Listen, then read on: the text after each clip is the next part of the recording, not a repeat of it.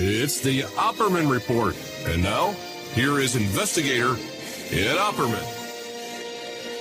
Okay, welcome to the Opperman Report. I'm your host, Private Investigator Ed Opperman. I'm really excited about our guest today, Jason Bermas.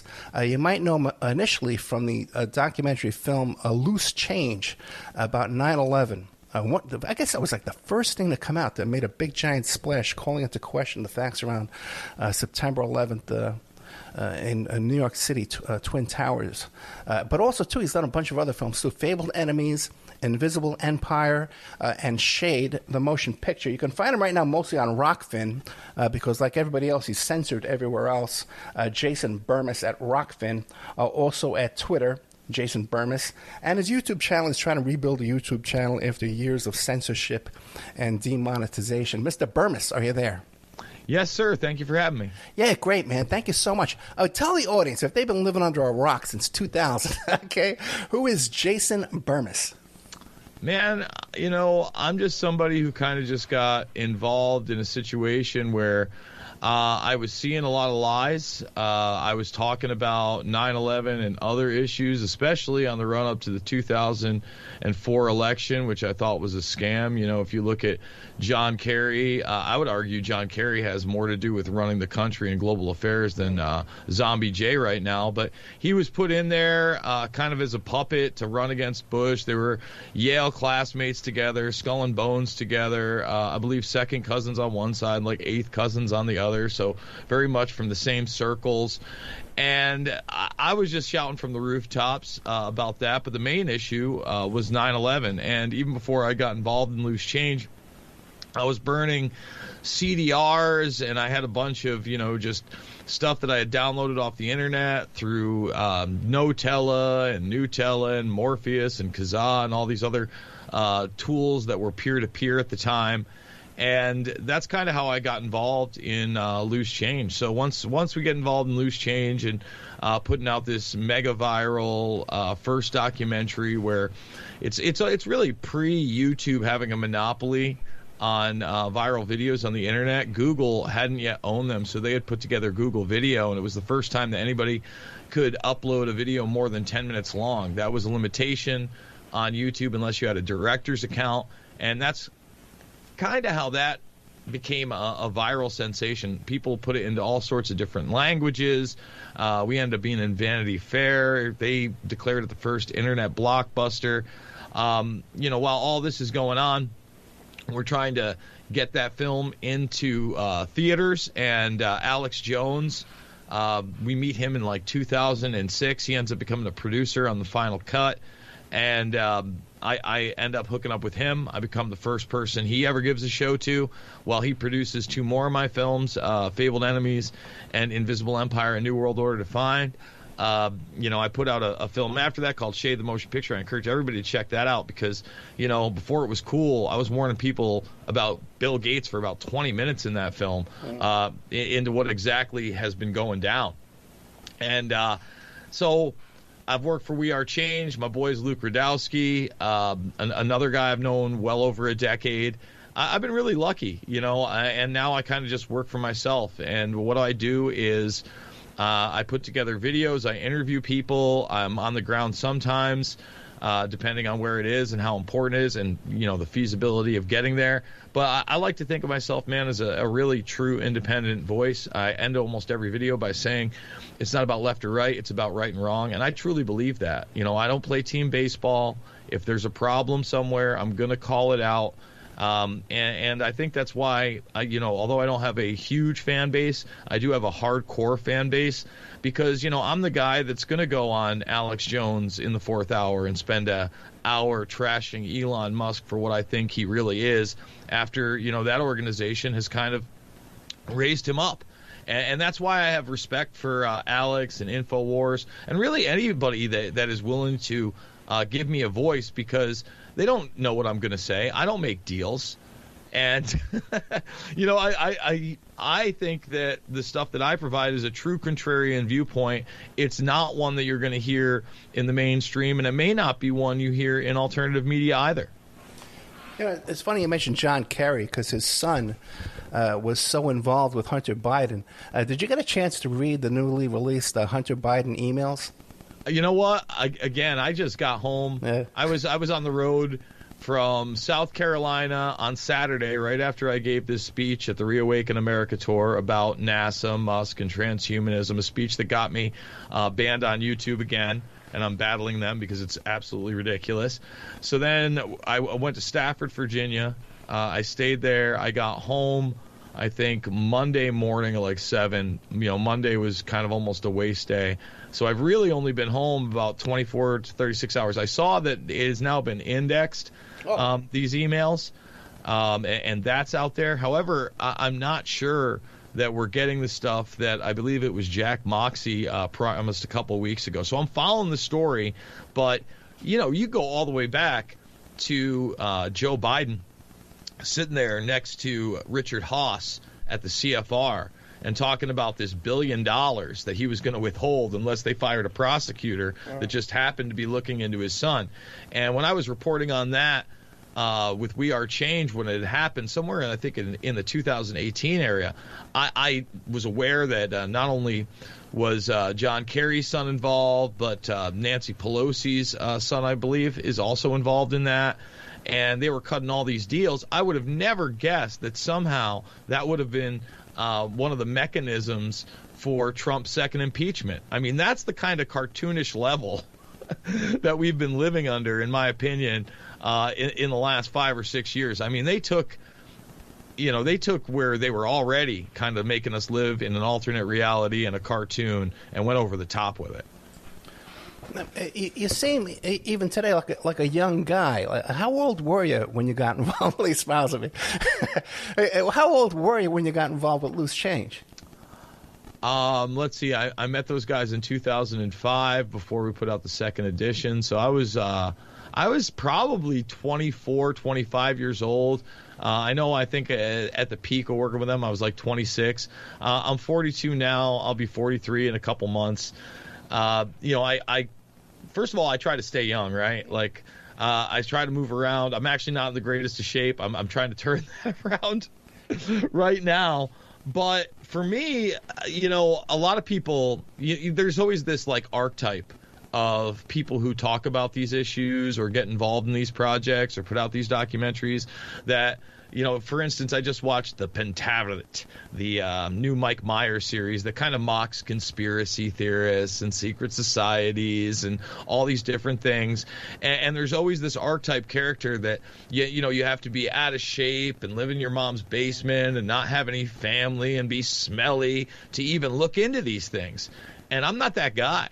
I get up every morning, I take a shower, it's the first thing I do, I help with my sister's kids, I go through the news, I'm out with friends, I like to go have a beer once in a while, I've always notoriously, liked the nightlife a little bit, and I like going to concerts, and I like being a human being. I think those things keep you young, and for me, I'm trying to do this as long as I can, because I haven't seen a real voice in my generation. Props to Alex Jones and everything that he's done. But even when I was working for Alex, it's like I would talk about this. There hadn't been a great voice for true civil liberties of human beings for some time. There'd been all these kind of talking points and faux leaders, but there wasn't somebody, in my opinion, of the caliber of somebody like Martin Luther King Jr. or even Malcolm X. And, you could argue that, they do come from a different era, the era of assassinations, but there just weren't those people. And I'm not trying to be that person, but I would hope that maybe some of my work could inspire that person. And I'm not looking for heroes either, but there are certainly people that are smarter than I am, that can articulate things better than I and have more resources than I do. And I need those people to step up to the plate. I haven't done that many shows specifically on 9/11, okay? And so this is probably one of the biggest ones I would have done. Why don't you give the audience an idea of the questions you rise about the official story of 9/11? Sure. First of all, I think that the idea of quote-unquote 9/11 being an inside job is a simplistic one. It's a slogan. It's not really based in any sort of hardcore reality other than the fact that there were elements within our own government that absolutely not only knew but allowed it to happen. And aside from allowed it to happen, really made moves to have it happen. I describe 9/11 as an international intelligence operation with role players within our own government, Israel, Pakistan, Saudi Arabia, and really the Anglo-American media establishment in particular. And I would argue that those roles go as such. If you look at, for instance, the United States' role, they're running drills that are mirroring the events on the morning of 9/11, on the run-up to 9/11, even having bin Laden on the cover of some of these drills. They're running some of these drills inside of Cheyenne Mountain all the way through 20 minutes after United 93 allegedly goes down in Shanksville. So it literally runs the gamut. That's a reality. That's part of the roles. At the same time, they had to get some of these people into the United States, and they did so through a Saudi Arabian embassy that had 17 of the 19 hijackers. Springman is somebody you can see in Fabled Enemies, who actually blew the whistle on that very facility in Jeddah, Saudi Arabia prior, because he was being made to give visas to what he said were unqualified individuals that later he would learn worked in the bin Laden network. So, there's your Saudi Arabian, United States connection. Then you would also have, of course, Yasin Qadi, now that finally coming to light, and others directly supporting these guys on the other side. But then you also need people on the inside of the United States, not just to get them in, but then to kind of keep tabs on many of these people and protect them. For instance, Khalid al-Madar, and I believe it was Nawaf al-Hamzi. I may be getting the second one wrong, but I know I'm not getting the first. Living with and renting from an FBI informant. You have Waleed al-Shieri and others having the CIA called on them by Deborah Albright and their neighbor. Nothing is done. You have a whistleblower within the, the Monterey, California school system. I believe he was the vice chancellor at the time, saying that many of the hijackers, I think it was up to 5 of them, had actually attended there, and that, quote-unquote, Bush knew and did nothing to stop these attacks. You had other individuals who were trained at U.S. Air Force bases and actually had their names and addresses as such on these U.S. Air Force bases. So you're facilitating these guys. You're protecting these guys. At the same time, there's funding coming in from the Pakistani ISI. General Mahmoud Ahmed wires Atta $100,000 the week before the attack. That wire transfer is facilitated by a man called Omar Saeed Sheikh. We'll get back to him in a moment. What's really unbelievable is that General Mahmoud Ahmed ends up in the United States the week of the attacks. He's meeting with people like George Tenet and Condoleezza Rice prior to the attacks. On the morning of the attack, he is meeting with an individual called Porter Goss and Bob Graham, and Porter Goss will end up being the head of the CIA after this, replacing Tenet. And Bob Graham and he will actually do the initial congressional investigation and report into 9/11. It's short. It's heavily redacted. Those redactions, in large part, are now gone 20-plus years later. But Graham would talk about foreign agency. And in my film, Fabled Enemies, you can watch Graham talk about his meeting with Ahmed and how he wasn't shying away from the fact that he did fund them.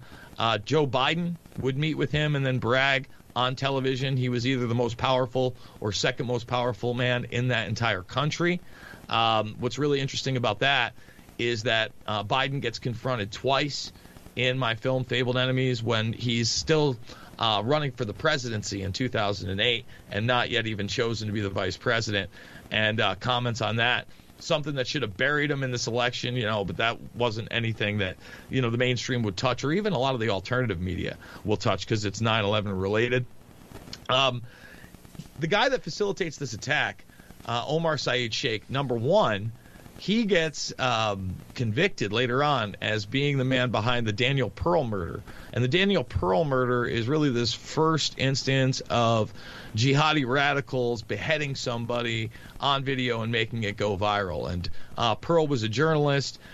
Turns out that this guy ends up being like a triple agent, right? Not just working for the Pakistani intelligence, but all over the place. And, I mean, it's an incredible story because you have, for instance, Benazir Bhutto on television before her assassination, saying that individual actually facilitated the assassination of Osama bin Laden. This is long before the raid, which we'll get into, which also takes place in Pakistan. Look at all these Pakistani connections. So recently, within the last, I believe, 2 or 3 years, Omar Saeed Sheikh's conviction has been overturned. And he's actually in a safe house in Britain right now. So this guy who's connected to all sorts of quote-unquote terrorism and beheadings and international intelligence, he's being protected by British intelligence at the moment. Israeli intelligence, they clearly have a role in this. You know, you have this network being rounded up prior to 9/11 that has infiltrated just about every government agency you can imagine, in many cases shadowing where some of these hijackers are staying. You know, that's a very important aspect of this. And then also residing inside of the World Trade Center. You know, there's a 20-minute section in my film about this. So, like I said, you know, you can sit there and simplify and go, it's an inside job. Or you can take a look at both Loose Change Final Cut, which goes over a lot of the physical anomalies of 9/11, and then its companion piece, in my opinion, Fabled Enemies, where I discuss this international intelligence operation. Yeah, you mentioned J. Michael Springman, who wrote the book Visas for Al-Qaeda, and people can go to my Spreaker channel. I did an interview back with him back in like 2013, 2014. Now, this Daniel Pearl. Now, there was a story about Daniel Pearl, too, where one of these Al-Qaeda folks used his laptop. Do you know that story? I'm not familiar with that. I was hoping you could refresh my memory with that, because it's a fascinating story, because someone who was guilty of sin used his laptop, and he said, oh, yeah, we were riding a bus together, and some guy asked to use my laptop to send a message. Kind of a far-fetched story, if you ask me. Now, let me ask you this. Now, looking back over the work on Loose Change, is there anything in there you regret? I mean, you know, so many people try to make me do these mea culpas over, for instance, the Pentagon, right? Right. So you look at Loose Change 2nd edition, and that's the one that went mega viral all over the place. Now, that allowed myself, Dylan, and Corey to kind of do our own investigation and go to D.C. and meet up with a lot of these, you know, April Gallup, for instance, who came out of the hole on 9/11 in the Pentagon, to meet up with a bunch of the eyewitnesses, to meet up with the Shinky brothers, to meet up with Lloyd, who was the cab driver that had Lloyd England, that had the telephone pole, or I'm sorry, was light it poles. Light poles, yeah, the light pole go through his thing. So, you know, first of all, it's 3 different people, and you know, I was neither the writer or director on the 2nd edition, and I got a producer credit on the Final Cut. Although I was heavily involved in the research, I didn't get final anything on there, right? So you kind of had 3 personalities, Dylan being the driving one that would decide at the end of the day whether something would stay in or not, right? Secondly, you know, we went at the Final Cut, which I think, again, is the definitive version, just asking the question, not going as definitive on the quote-unquote missile theory or anything like that. And we went there. You know, we met up with Bob Pugh, the first guy that had the video before the outer wall had collapsed on the scene. We did more investigation than any other independent journalist on the Pentagon. Well, at least outwardly. You know, there were some other people out there. I'll give Craig McKee and his partner a lot of credit. They went and interviewed a ton of these eyewitnesses as well. But as far as like mainstream media, it wasn't even close. So, you know, to those people, how many times do I have to say, go watch the movie we put out in 2007 that I think is extremely balanced, not the one that went super mega viral. This is now 15 years ago. And, you know, I'll put out a video that does pretty well and says, say a plane hit the Pentagon. You know? Those are the type of obsessives or whatever. And it's like, I'm not going to be bullied into anything. I certainly, have no regrets with anything that I've done, because when I feel like I've made a mistake, it's pretty easy, Ed. You just go, you know what? I was wrong about that one. I'm sorry. Well, yeah, I'm human. Any investigation, it's an ongoing investigation. If new information comes up, that doesn't, we don't have to, nail yourself to that first conclusion. What is your final conclusion, though, on the Pentagon? Man, what is my final conclusion? I don't think that, first of all, I believe the evidence suggests that the planes that we see actually hitting buildings in the first place are more than likely military aircraft, right? They're not even the hijacked aircrafts. And that doesn't mean I believe any of those people survived. I don't. They're running drills. For instance, one of the big drills out there to me is that you've got over 50 hijackings going on throughout the country when you have those four. Right? A lot of people don't understand that. Then you have the United 23 situation where these guys get off the plane and then all of a sudden the baggage that is supposedly left is almost identical to what they supposedly find after the fact with Atta and the gang. That doesn't make the plane, right? So you have all this stuff going on. I really think that more than likely those people were probably gassed. And then, they remotely landed the planes that were actually commercial aircraft. Global Hawk technology, existed for a long time. I think that they had other military planes up in the air that people unknowingly within our own government, probably within the Cheyenne Mountain complex, flew into buildings thinking that it was just a drill, with that technology, all the plausible deniability kind of being there. And why do I say that? I mean, the videos we have physically of those, especially of the second plane, is questionable. The only video we really have of the first plane is questionable. E-4Bs, those are doomsday planes, happen to be on the scene of every attack, from the one they filmed in D.C. to the fact that same type of plane is filmed before the second plane strike at the World Trade Center. Still not on the record there. For those that don't know what an E-4B doomsday plane is, I suggest that you go check that out. I think it's important. Another thing they've never really talked about that was part of these drills that day. So I think something similar probably happened at the Pentagon, right? And I think the fourth plane was also probably something similar and ended up getting shot down by, one of our military guys going against direct orders. Again, there's not much of that plane, if anything. It doesn't look like it crashed into the ground. I know that's a large contention and people want to, say all these things about that, but I really feel like whatever happened was probably in the sky and the aftermath was on the ground. Jason, what is your sources of information for all this? Like your encyclopedia knowledge of all this, but what's the initial sources? Google searches? Where are you getting this from?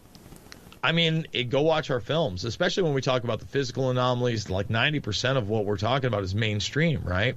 That's what made, I think, the second edition go so mega viral, but you can go watch the final cut as well. And it was this vast array of mainstream media footage that aired on the day of 9/11 and the days after that we then utilized. And, for instance, let's talk about evidence of a controlled demolition and memes out there, right? The meme is jet fuel can't melt steel beams. And then the retort from the debunkers, the original fact checkers, right, Ed, is, well, it didn't really have to melt them. Okay, they just had to become unstable, so they could do that about 14 to 1500 degrees. That's not the evidence I'm talking about.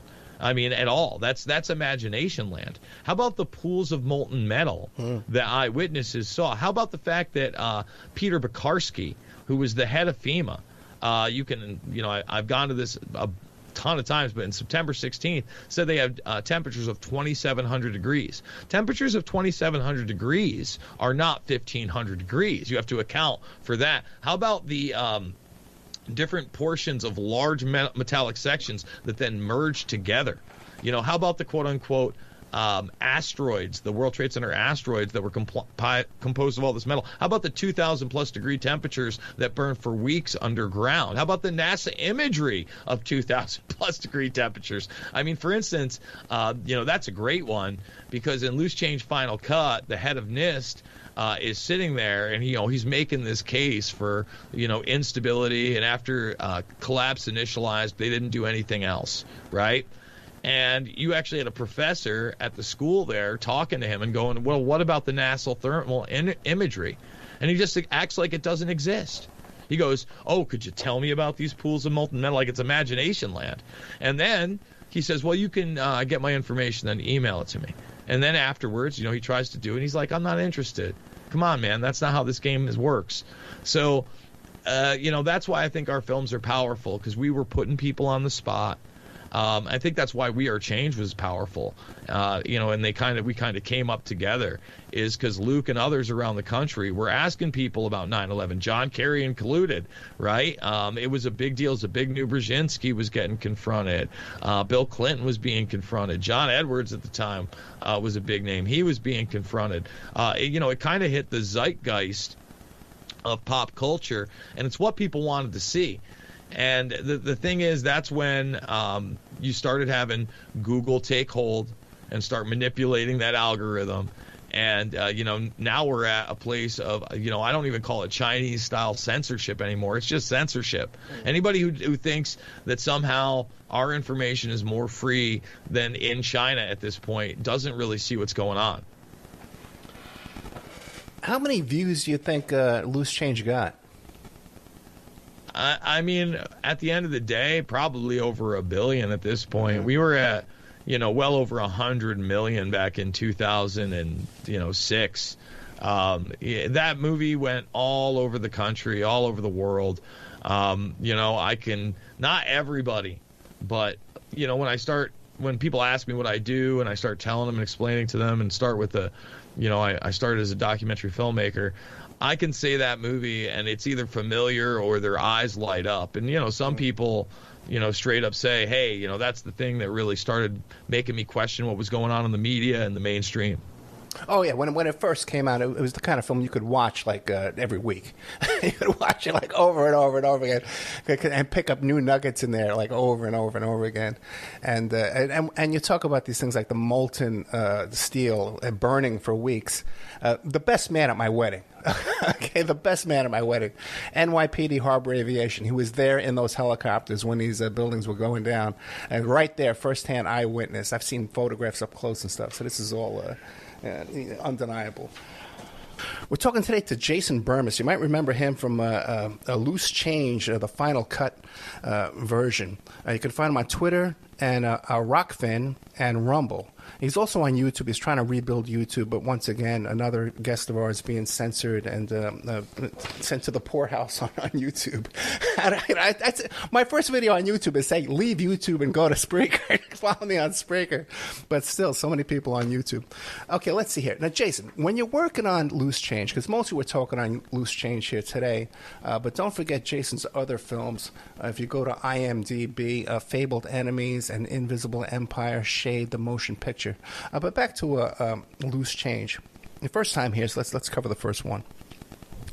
When you're working on that, did you experience any problems with infiltration, distractions, and sabotage? That's a tough one, right? We traveled a lot. We talked to people, who knows, eyewitnesses, people with their own agendas.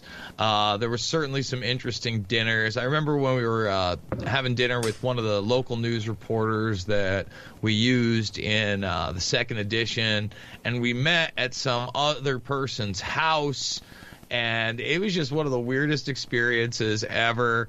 Every once in a while you get just straight up schizophrenics, right? Even at this event I was just at in North Carolina, unfortunately that's a real thing. There are some people with mental illness. This person was telling me that they were, the originators of this information and that information. They were shaking a whole bunch, and then they had a little piece of paper to show me. That happens. It's tough, right? One of the things I like to talk about via 9/11 truth, and by the way, I never call myself a truther. I am not a truther, quote unquote. I'm somebody that literally is just looking for the truth, is willing to look at any kind of information, and I try to have discernment.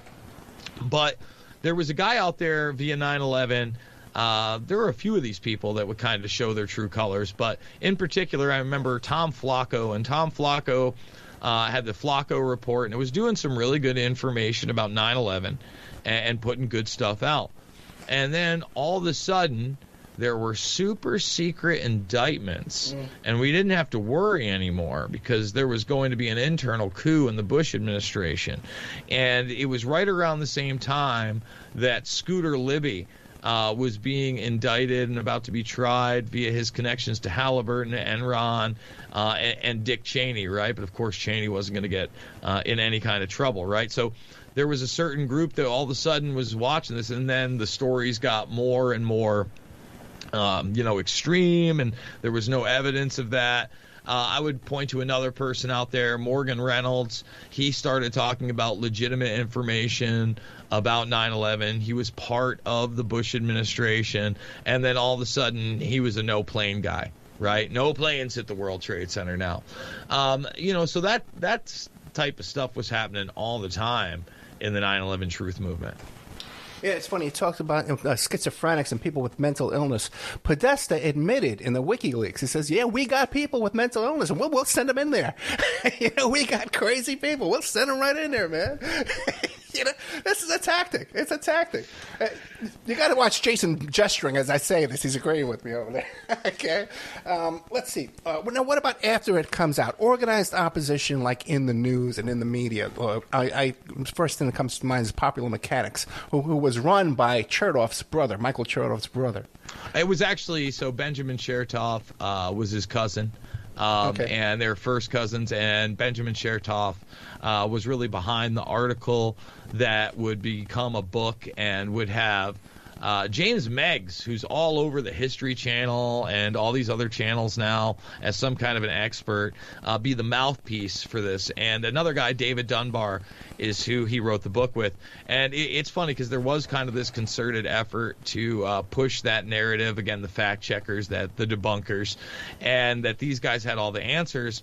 But then on the 5th anniversary of 9/11, Dylan and myself debated James Meggs and David Dunbar, and I think, even as a young man and maybe having a little bit of much energy, I eviscerated those guys. They were a joke. They were an embarrassment. And I was actually later on in the day supposed to go on Glenn Beck's program. He was still on CNN at the time, up against James Meggs via Popular Mechanics, and of course they canceled us and they just let James Meggs speak. But yeah, we were attacked by the best, man. Everybody from Bill O'Reilly to Rush Limbaugh, you name it. They came at guns a-blazing, and the mainstream media did everything they could to try to demonize us and make us look like crazy people. Yeah, and Michael Chertoff, when you say Michael Chertoff, everybody says, oh, yeah, Homeland Security. Oh, yeah, he's co-opted because of Homeland Security. Did you know that he was Rudy Giuliani's assistant DA? Yeah, absolutely. Not only that, I mean, if you look at it, at the time, I think he was also deputy director of the FBI. So in Fabled Enemies, I've got a clip where Robert Wright, one of the whistleblowers with Barry Carmody and others, is trying to explain that they wanted to get into the bin Laden network and the way the money moved well before 9/11 because they saw it as a threat. And Larry Klayman at the time is representing him. Tom Fitton is in the background of this because Judicial Watch was a part of it.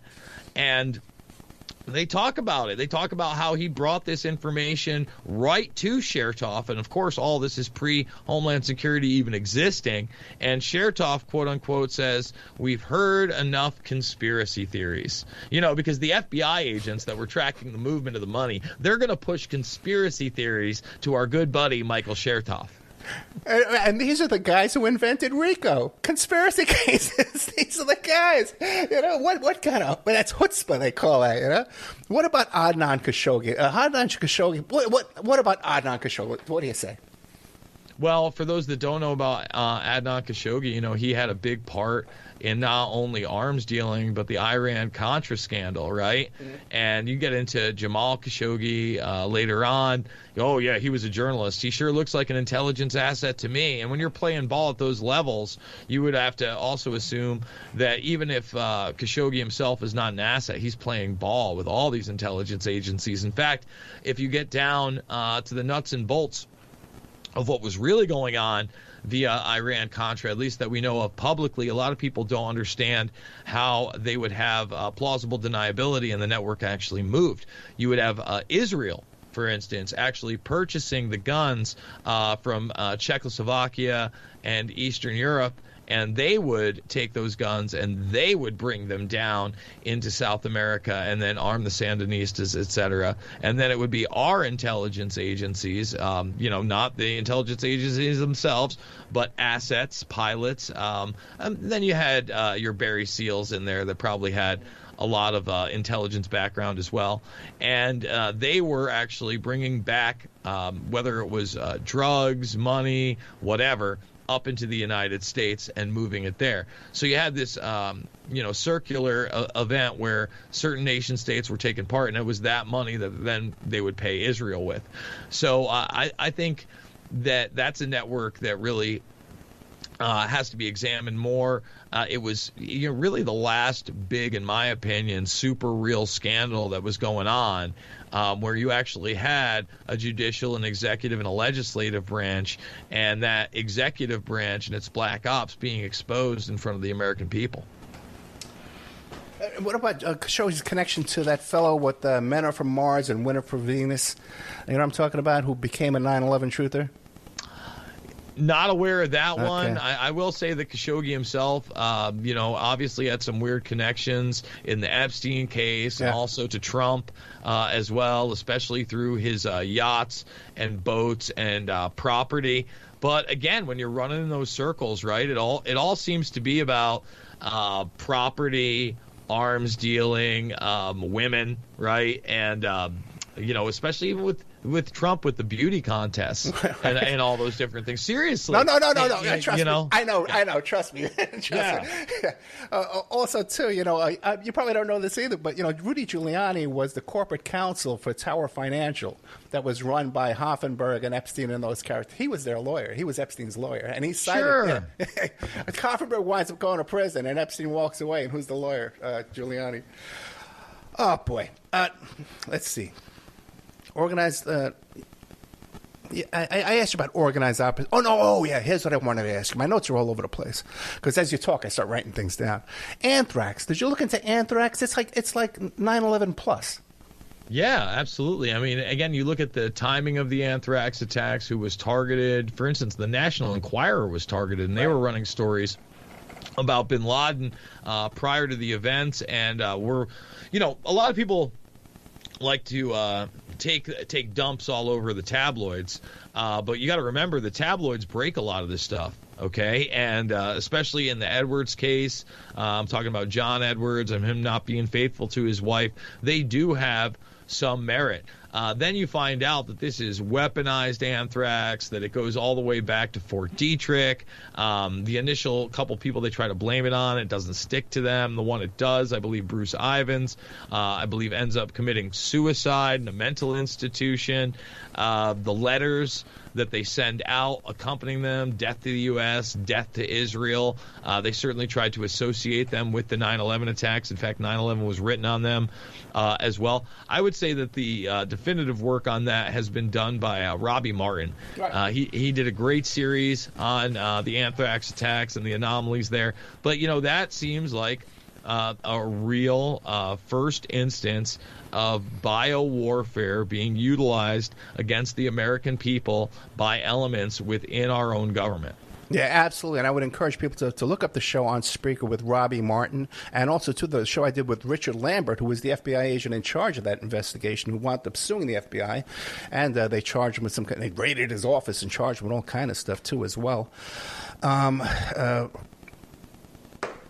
what I was going to say. But anyway, Anthrax, look into that. Okay.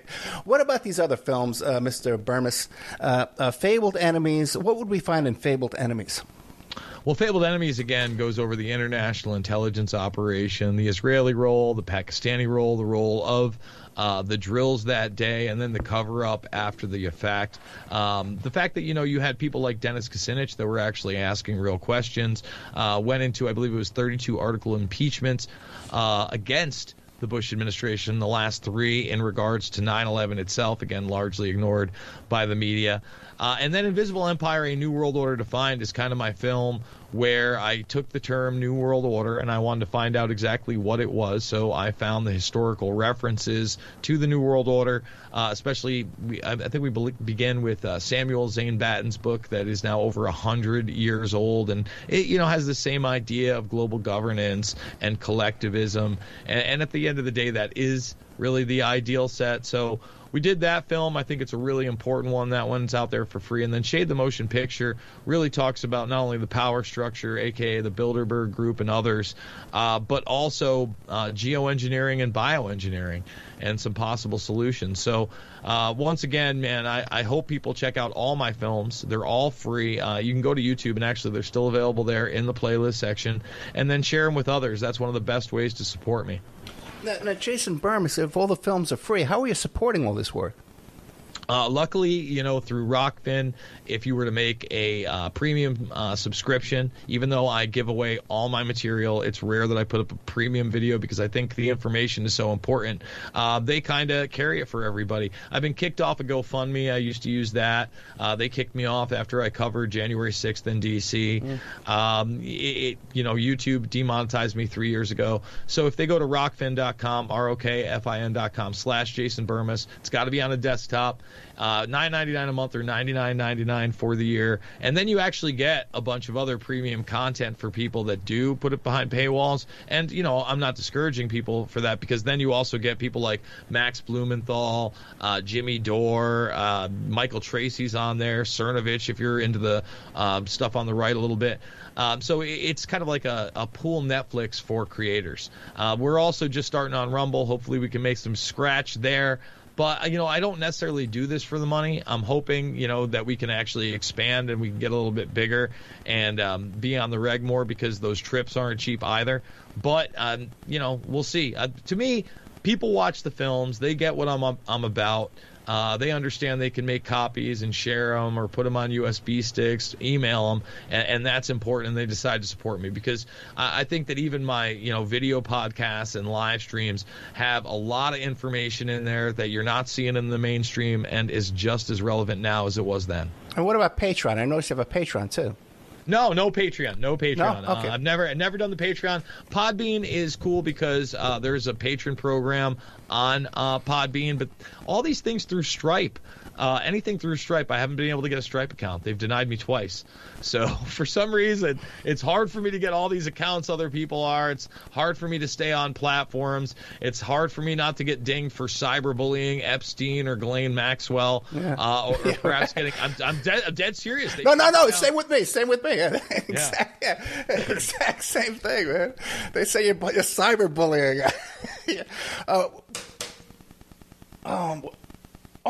You mentioned January 6th. Now, what did you conclude on that? Because you got the same characters, Giuliani, Carrick, all involved in that. What did you come up with on that? Again, I was there. It's funny because Dylan Avery, who I did the film with, we actually saw each other at the Ellipse before the Capitol, and I wasn't even going to go up to the Capitol. And then word had gotten back that somebody got shot up there. And then I got a call from my buddy Pat Miletich that it seemed like people were going to go up on the Capitol or go inside. So I decided to go up there and cover it. And, for the most part, it felt like a Dave Matthews Band concert with a bunch of grandmas, right? But then you did have a few people causing violence. I went up on the second level. Filmed a lot there. I was standing next to what I assume is like an AP reporter, and then there was Getty Images. I certainly never felt like there was an insurrection going on. I'm not a fan of, like you said, Giuliani, Bernard Kerik, a lot of people within the Trump administration in particular. I wasn't a fan of Bill Barr. I was warning people about him. Not a fan of Mattis, not a fan of Pompeo, not a fan of Bolton. I could continue. So to me, I think that they got their little quote unquote perfect storm. I think you had a ton of FBI provocateurs and then assets. They got their narrative out there and they were able to persecute people. I don't think that. I think Giuliani is a hardliner for Trump. I don't necessarily think he's betraying him, but I don't think you can trust any of these people either, right? I certainly don't trust Carrick, who's, a CFR guy. The Council on Foreign Relations isn't my friend either. Yeah, well, Carrick goes back a long way. A long way. We're almost out of time. But you do. It seems like you do support Trump. You would support a second Trump administration? No, I don't know that I would. If it was him versus anybody the Democratic Party put up against, I'd probably vote for him a third time. I don't feel like I've been given a real good protest vote, right? It's tough because I met Roger Stone for the first time in person at this last event at the meet and greet, right? And the first thing I put him on the spot about was, what would another Trump administration look like? I go, he failed on all those people I just said. Who's he going to put in? He didn't really have an answer for me. And I go, well, at the same time, we all know that he won in 2020, and there was no audit and no repercussions. Number one, who's to say there's even going to be a quote-unquote red wave in 2022 in the midterms? And then let's say he actually runs again in 2024 and he actually wins. How do we know he gets the spot as president? I go, just those alone are shortfalls. And then I brought up, maybe Rand Paul as a candidate, and he said that Rand Paul's no good on TV. And I'm like, well, that doesn't really matter to me. And I go, I don't think he's bad on TV. At the same time, I don't think he's his father. But basically Roger agreed with me that there was no easy answer, and then, basically said, well, maybe it's time for a revolution. And to that, I would say I don't think that the people, unfortunately, have a chance with a quote-unquote revolution in this country. I've always been a peaceful guy. I've always been somebody that says it's a totally different ballgame when you have a revolution of people that had muskets versus people that had muskets. And now it's people that have the equivalent of muskets versus space weapons. Yeah. That's probably and drones and every other kind of bad news brown you could say. So I've always said I'm a reformationist. I want to find a way back to our Constitution and Bill of Rights. I don't want to live in a national security state. I want to get rid of all these other bureaucracies, and I want to challenge this system where the people are the terrorists. Unfortunately, I don't know that we're going to get there. And what's exactly going to happen? They don't have the best plans for us, if you haven't noticed, Ed. And to me, one of the reasons we keep going back to 9/11 is because it is that event, right? It is that event that caused the entire change of our foreign and domestic policy in this country in a very outward manner, and we're still suffering because of that. Well, Jason Bermas, I still have so many questions for you. We're over time. I'll have to cut some commercials out, which will make all the listeners happy. They hate my commercials, okay? So at Jason Bermas, B-E-R-M-A-S. You can find him on Twitter, YouTube, but he's not being monetized yet. But the YouTube channel still has a significant following. Rockfin.com, Rumble, it is. Anything else you want to promote, Jason? That's about it. Check me out on Podbean as well. And Ed, thank you for your time. Thank you, Jason. Good night.